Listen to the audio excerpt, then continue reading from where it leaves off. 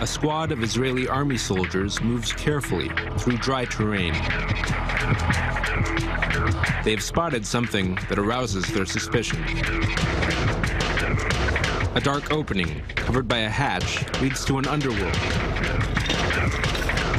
which is nothing like what lies above. This is an IDF training drill being conducted at a facility in southern Israel, which prepares Israeli soldiers for tunnel combat. Hamas's use of attack tunnels has made underground warfare the #1 priority for the IDF on the Gaza front. Most of the Israeli army's infantry units now have to pass through one of these facilities that simulate underground warfare as part of their training. These drills give me the information I need to know what a tunnel looks like, how to view it, how to approach it. When I encounter a tunnel opening, I know what to do, period. We approach and there's an order of action. Our expertise might not be the same as commando units, but we know what to do and we have confidence in our ability. Both special and standard IDF combat units are required to train for this form of combat, which is unique on several levels. What they experience here is the pressure and the feeling of being in a closed space. The eye contact, the ability to command is changed completely. You can maybe see the person right in front of you, but not more than that. If you're talking about a platoon of 50 soldiers or a squad of 15, you can understand the complexity of fighting in a place like this. The soldier at the head of the formation carries this massive shield, a piece of equipment that recalls ancient times, but can still provide critical protection in a confined space. The ones who engage are the first, second, and third in line, those leading the force, the company commander. They're the ones coming into contact. They're the ones who will see the threat first and handle the situation. Hamas has invested a huge amount of resources in tunnels that burrow under the Gaza border and into Israeli territory. The group has its own units devoted to tunnel warfare. They train as well, but we train more.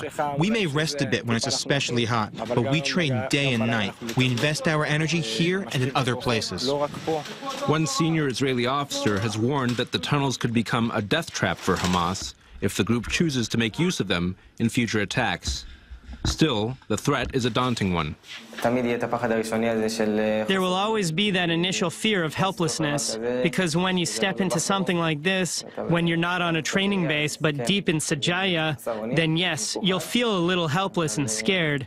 But if you keep in mind that you're defending the state of Israel, then you'll stay on track and be fine. Shai Ben-ari, I-24 News. Well, Shai Ben-ari joins us in the studio, along with Dr. Chuck Freilich, a former Deputy National Security Advisor here in Israel. Shai, you mentioned the resources that Hamas is putting into these tunnels.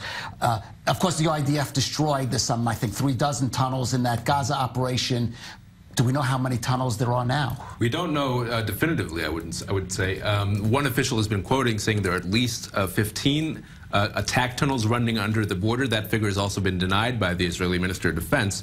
The simple answer is we simply don't know, and also the Israeli army doesn't necessarily know how many tunnels are running under the border at this stage. It's also important to remember these tunnels that run under the border are known as attack tunnels, but the vast majority of the Gaza tunnels are actually defensive systems. That's not to say that the people inside them don't have hostile intentions. We're talking about command and control centers, bunkers, places that act as storage facilities.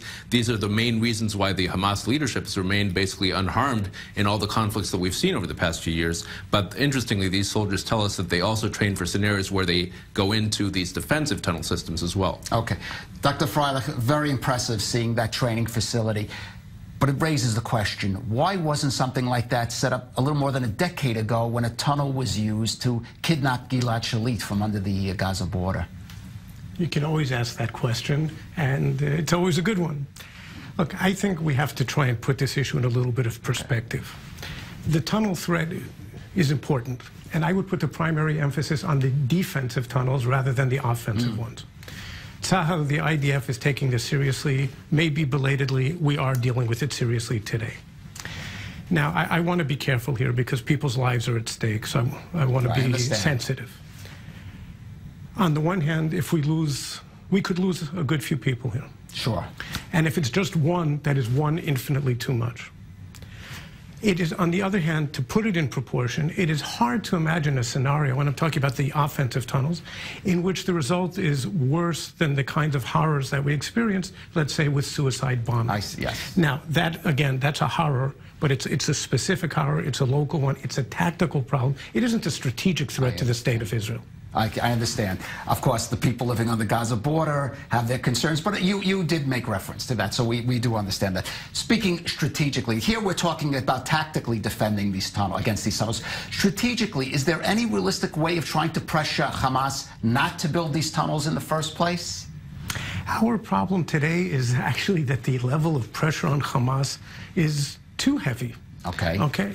Israel finds itself in the somewhat awkward position today of being the advocate for easing pressures on Hamas. We've tried to encourage the Egyptians to ease up because we understand today that the pressures on Hamas before the last round, the war in 2014, were probably too heavy and at least contributed to the outbreak of that war, and we're afraid that it could happen again.